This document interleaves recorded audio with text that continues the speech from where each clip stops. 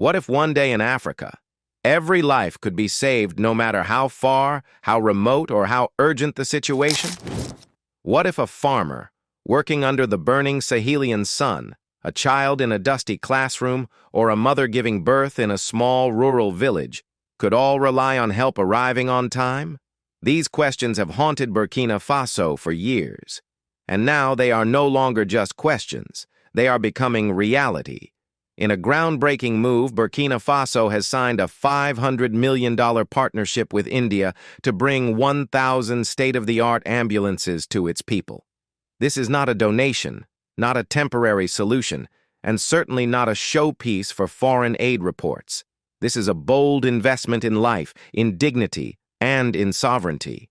For the first time, the people of Burkina Faso can look at the sound of a siren not with fear, but with hope. Picture this: the dusty streets of Ouagadougou, where traffic once clogged endlessly and emergency vehicles were rare. Suddenly, sirens cut through the chaos. Cars pull aside, heads turn. A convoy of gleaming white ambulances, fresh from Indian factories, rushes past. Fully equipped, GPS-tracked, telemedicine-enabled, these are not symbols of charity. They are symbols of a nation rewriting its story. But how did Burkina Faso get here? To understand, we must return to the man behind the vision, Captain Ibrahim Traoré. Born in 1988, Traoré was not destined for privilege. He studied geology before joining the military. On the battlefield, he rose quickly, not through politics, but through grit. He fought insurgents in the north, served with UN peacekeepers in Mali, and saw with his own eyes the tragedy of a broken health system.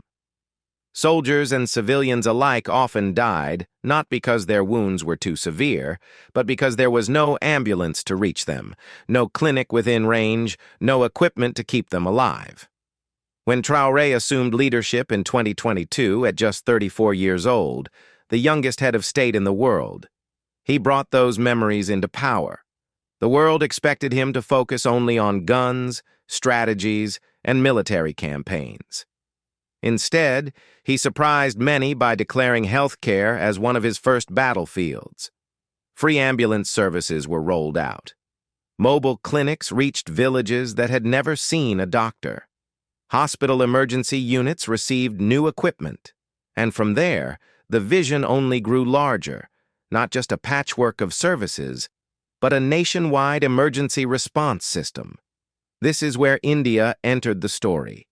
The relationship between Burkina Faso and India is not new. For decades, India has supplied pharmaceuticals, agricultural machinery, and training programs. But this time, the partnership scaled to unprecedented heights. The $500 million deal for 1,000 ambulances included not only vehicles, but advanced trauma care equipment, AI-assisted dispatch centers, training programs for medics, and infrastructure upgrades. It was more than a purchase. It was a statement. Burkina Faso can negotiate billion-dollar health deals on its own terms. Yet buying ambulances is only the beginning. The real test lies in deploying them across the rugged, often unforgiving terrain of Burkina Faso. In Ouagadougou, emergencies once took an hour to respond to. In rural provinces, it could take a day or more, if help ever came at all. Mothers gave birth on footpaths. Road accident victims died by the roadside. Floods cut off entire villages. Insurgent attacks made access nearly impossible. Traoré had seen these failures firsthand, and he was determined to end them. So, alongside the ambulances, the government began repairing rural roads, building new hubs for ambulance deployment, and setting up GPS-enabled control centers. India provided engineers to train mechanics, medics, and dispatch operators. Local universities began offering paramedic certifications and fleet management courses. Workshops to maintain the new vehicles created jobs. This was not only about saving lives, it was also about stimulating the economy. Of course, the journey was not without setbacks. One ambulance sank into floodwaters and had to be rescued days later.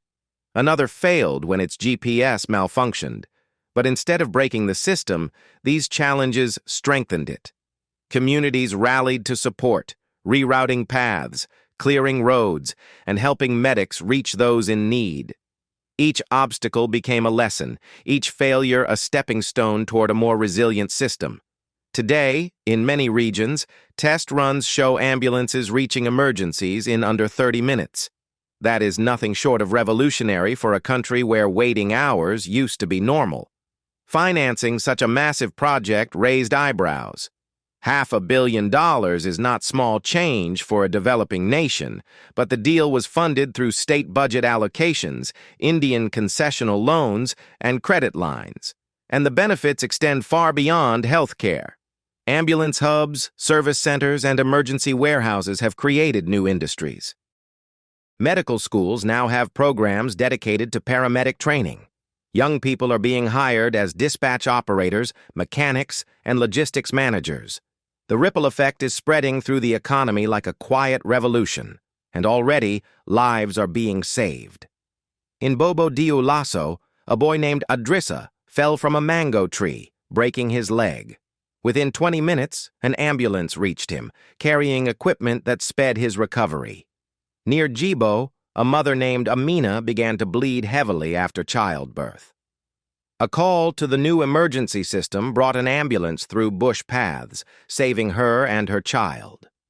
In Ouagadougou, a man named Salif collapsed from a heart attack. Paramedics performed CPR inside the ambulance, keeping him alive until he reached the hospital. Doctors later said plainly, "He survived because the ambulance system existed." These stories are not numbers on a report. They are living proof that investment in life matters. They are reminders that leadership is not just about soldiers and borders, but about ensuring dignity for every citizen. And the world is watching. Ethiopia and Ghana are already exploring how to replicate Burkina Faso's model. International donors are rethinking their strategies, realizing that health investments can be both life-saving and economically transformative. Some call it a gamble. But for Burkina Faso, it is a seed of transformation. Each ambulance is more than a vehicle. It is a classroom for young medics, a job for a mechanic, a lifeline for a family, a symbol for a nation. And each siren that echoes through the streets is more than noise. It is the sound of sovereignty. It is the sound of a nation declaring that every second counts. Traoré's ambulance project with India is not just about healthcare. It is about rewriting the narrative of African dependency. It is about showing that Africa can build bold partnerships, invest in its people, and chart its own path. It is about turning tragedy into resilience, weakness into strength, and questions into answers. So, the next time sirens cut through the midday heat in Ouagadougou or echo across the Sahel, the people will not tremble. They will not see it as the sound of despair. They will see it as the sound of hope, the sound of lives being saved, the sound of a nation rising. My brothers and sisters, the story of Burkina Faso's ambulance revolution reminds us that progress is possible when vision meets action. If you found this report valuable, please take a moment to like this video so that more voices across Africa and beyond can hear it. Share it with others who care about the future of our continent, and let's keep the conversation going in the comments. Together, by exchanging ideas and supporting one another, we can build the Africa we all dream of.